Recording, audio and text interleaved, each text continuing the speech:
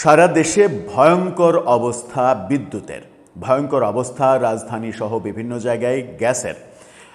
কেউ কেউ বলছেন যে সরকার ইচ্ছাকৃতভাবে গ্যাস উৎপাদন কমিয়ে দিয়েছে এবং সেখানে আমেরিকার মন্ত্রণা থাকতে পারে যে বাংলাদেশ যেন জ্বালানিতে গ্যাসে যেখানে স্বয়ংসম্পন্ন সেটাতেও যেন আমদানি নির্ভর হয়, সেই বন্দোবস্ত করতে চায় আমেরিকা। এরকম আলোচনা দুষ্টু লোকেরা করে থাকেন। আমার ব্যক্তিগতভাবে ব্যাপারটা বিশ্বাস হয় না। কিন্তু বিদ্যুতের এই মহাসংকট কেন? যে দেশ গ্যাসে স্বয়ংসম্পন্ন সেই দেশের গ্যাসের এরকম ভয়াবহ অবস্থা কেন?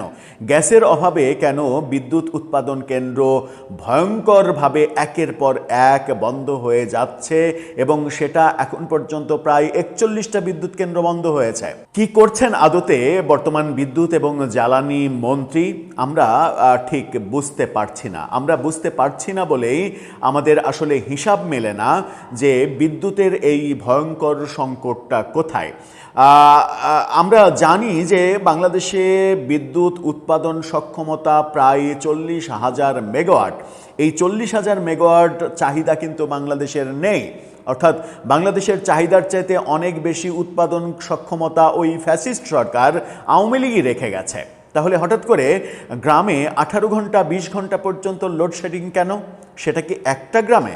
না, একটা গ্রামে না, বাংলাদেশের সব গ্রামে এরকম ভয়ঙ্কর অবস্থা। এবং এই মুহূর্তে বিদ্যুতের যে অবস্থা, এই অবস্থা রেখে আপনি যদি আরেকটা নির্বাচন দেন তাহলে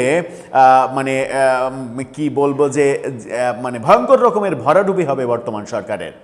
এর জন্য কি বিন্দুমাত্র রেসপন্সিবিলিটি নেই বর্তমান বিদ্যুৎ এবং জ্বালানি মন্ত্রীর? কি হতে চলেছে চলুন একটু বুঝে ওঠার চেষ্টা করি। প্রকৃত অবস্থাটা কতটা ভয়ঙ্কর যতটা আপনি জানেন তার চাইতেও। থাকবেন পলিটিক্স টিভির নিয়মিত আয়োজনে।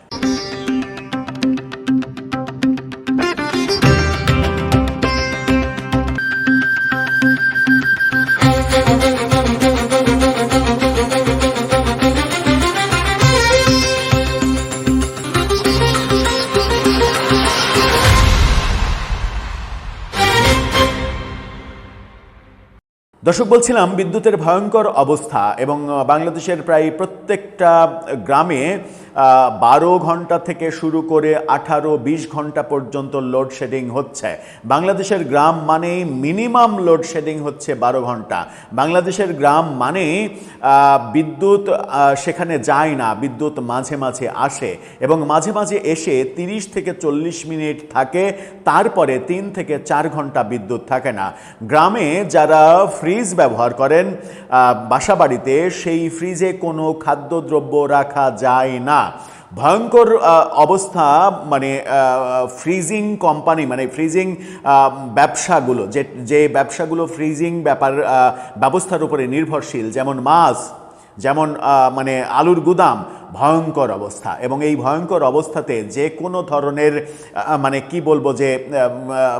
বড় ধরনের বিপর্যয় নেমে আসতে পারে। অথচ আমাদের বিদ্যুৎ এবং জ্বালানি মন্ত্রী কি বলছে জানেন? একটু দেখে নিন। তিনি বলছেন যে গ্রামে লোডশেডিং নাই, জানালেন বিদ্যুৎ মন্ত্রী। তিনি দ্ব্যর্থহীন চিত্তে বলছেন গ্রামে কোনো লোডশেডিং নাই। আপনারা যেটাকে লোডশেডিং বলছেন ওটা লোডশেডিং না। যুক্তি হিসেবে তিনি কি বলছেন?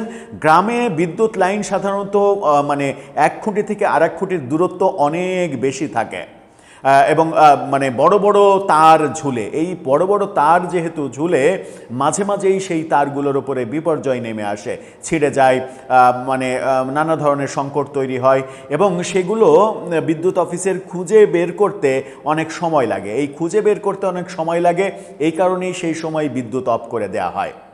আমার মনে হয় যে এই মন্তব্য করার সাথে সাথে তার মন্ত্রিত্ব চলে যাওয়া উচিত ছিল। আমি জানি না প্রধানমন্ত্রী এবং বিএনপির বিভিন্ন দিক থেকে গণমাধ্যমে বিভিন্ন রকমের খবর আসছে যে বিএনপির সরকারের 6 মাস পূর্ণ হওয়ার পরে মন্ত্রিপরিষদে একটা বড় পরিবর্তন হবে। মন্ত্রিপরিষদে আদৌ কি পরিবর্তন হবে? আমার মনে হয় যে 2001 থেকে 2006 বিএনপি সরকার, বেগম খালেদা জিয়ার বিএনপি সরকারকে সব থেকে বেশি ডুবিয়েছিলেন এই মন্ত্রী।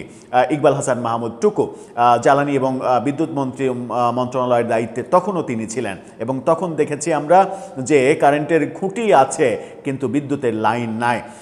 একজন পরিপূর্ণভাবে ব্যর্থ মানে মন্ত্রীকে আবারও 17 বছর পরে ক্ষমতায় ফিরে এসে আবারও কেন ওই মন্ত্রণালয় দিতে হলো সেই প্রশ্ন চতুর্দিকে উঠছে। এমনকি বিএনপির যারা সমর্থক নেতাকর্মী তারাও সেটা নিয়ে ফেসবুকে লেখালেখি করছেন। এই বাস্তবতা যখন মানে তিনি বলছেন, তখন আমরা বাংলাদেশের কয়েকটা চিত্র আপনাদেরকে দেখাতে চাই। এই ফটোকার্ডটা দেখে নিন। সেখানে বলা হচ্ছে গ্যাস কয়লা সংকটে 41 বিদ্যুৎ কেন্দ্র বন্ধ, লোডশেডিংয়ে জনজীবন বিপর্যস্ত। 41টা বিদ্যুৎ কেন্দ্র বন্ধ হয়ে গেছে, আর বিদ্যুৎ মন্ত্রী বলছেন কোনো লোডশেডিং নাই। এরপরে আপনি দেখেন যে সমকালের এই শিরোনামটা 18 ঘন্টায় থাকছে না বিদ্যুৎ। কিন্তু আমি জানি, বহু গ্রামের খবর নিয়ে আমি জানি সেই ঘটনা কোনো কোনো গ্রামে 18 থেকে 20 ঘন্টা পর্যন্ত হচ্ছে, এবং মানে গ্রামে মিনিমাম যদি সর্বনিম্ন লোডশেডিং হয় সেটাও 12 ঘন্টার বেশি। অথচ বিদ্যুৎ মন্ত্রী বলছেন যে কোনো লোডশেডিং নেই। আরও ভয়ঙ্কর খবর দেখুন, ডেইলি স্টার বলছে লোডশেডিংয়ের কারণে বরফ নেই, ঘাটে আটকে শত শত ইলিশের ট্রলার। কি ভয়ঙ্কর অবস্থা মাছের ব্যবসায়। আপনি চিন্তা করেন যে সেই মাছগুলো যখন পচা শুরু করবে তাহলে কি হবে। মানে মাছের পচন। এদিকে আছে যে কোল্ড স্টোরেজগুলো, সারা বাংলাদেশে যে কোল্ড স্টোরেজ কিন্তু বেশিরভাগই গ্রামে, আর গ্রামে আপনি 18 ঘন্টা 20 ঘন্টা বিদ্যুৎ দিতে পারছেন না। কোল্ড স্টোরেজে লক্ষ লক্ষ টন যে মানে খাদ্যশস্য মজুদ আছে, সেগুলোর তাহলে কি হচ্ছে, সেগুলোর তাহলে কি হবে, কৃষকের মানে অবস্থা কোন পর্যায়ে যাবে। এরপরে সব থেকে মজার ব্যাপারটা আপনাদেরকে দেখাবো। যখন বিদ্যুৎ মন্ত্রী বলছেন কোনো লোডশেডিং নেই, তখন শিক্ষামন্ত্রীর অনুষ্ঠানে, এই ভিডিওটা দেখুন, শিক্ষামন্ত্রীর চলমান একটা অনুষ্ঠানে লোডশেডিং। শিক্ষামন্ত্রী বসে আছেন, কারেন্ট ছিল, ধাপ করে কারেন্ট নাই। দেখে নিন, ধাপ করেই দেখে নিলেন। এই যে ধাপ করে দেখে নেওয়া, এটা কি হাস্যকর পর্যায়ে চলে গেল না? এবং এই হাস্যকর পর্যায়ে যেগুলো চলে গেল সেগুলো ব্যাপারে দুইটা খবর দেখাবো। গোলাম মাওলা রনি, সাবেক এমপি এবং বর্তমানে রাজনৈতিক বিশ্লেষক, তিনি ফেসবুকে লিখছেন, তার লেখাটা দেখুন, ঢাকার বাইরে এসেছি, বিদ্যুৎ নেই সকাল থেকে, বিদ্যুৎবিহীন খাম্বা নির্লজ্জের মতো দাঁড়িয়ে আছে, মেজাজ ঠিক রাখা কঠিন। তিনি বলছেন যে বিদ্যুৎবিহীন কারেন্টের খাম্বা দাঁড়িয়ে আছে। একজন, আমরা তার নাম হাইড করে ব্যাপারটা দেখাতে চাই, একজন ফেসবুকে পোস্ট দিয়েছেন, সেটা দেখুন। লিখেছেন, আগেও রেকর্ড হইতো, এখনও রেকর্ড হয়, তবে পার্থক্য শুধু উৎপাদনে এবং লোডশেডিংয়ে। আহা বাংলাদেশ। তার মানে আগে উৎপাদনে রেকর্ড হতো, এখন লোডশেডিংয়ে রেকর্ড হচ্ছে।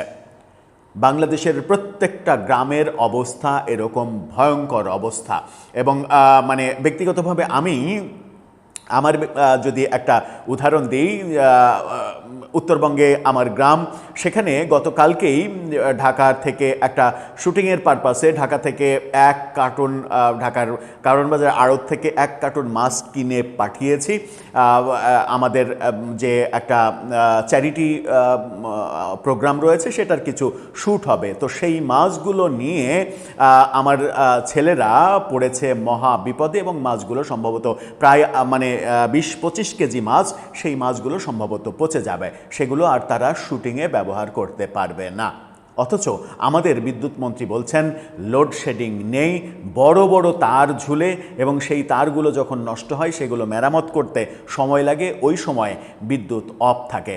এবং আরও একটা তথ্য আপনাদেরকে দেখাই, যেহেতু ব্যাপারটা সহিংসতার ব্যাপার, সেই কারণে ভিডিও দেখাচ্ছি না। বাংলাদেশের বেশ কয়েকটা জায়গায় বিদ্যুৎ না থাকার কারণে, এই লোডশেডিংয়ের কারণে বিদ্যুৎ অফিস ভাঙচুরের ঘটনা ঘটেছে, এবং এটা মহামারী আকার ধারণ করবে যদি এই পরিস্থিতির উন্নতি না হয়। তাহলে সরকার এই মন্ত্রীকে বসিয়ে রেখে কি করছে? প্রধানমন্ত্রী কি টের পাচ্ছেন না? সারা বাংলাদেশের থেকে তার নেতাকর্মীরা কি তাকে খবর দিচ্ছেন না? নাকি এর আগের প্রধানমন্ত্রীর মতো বর্তমান প্রধানমন্ত্রীর চারপাশেও একটা বলয় তৈরি হয়েছে, যে বলয় ভেদ করে দেশের প্রকৃত তথ্য তার কাছে পৌঁছাতে পারছে না? দর্শক, আপনার মতামত এ ব্যাপারে জানিয়ে লিখতে পারেন আমাদের কমেন্ট বক্সে।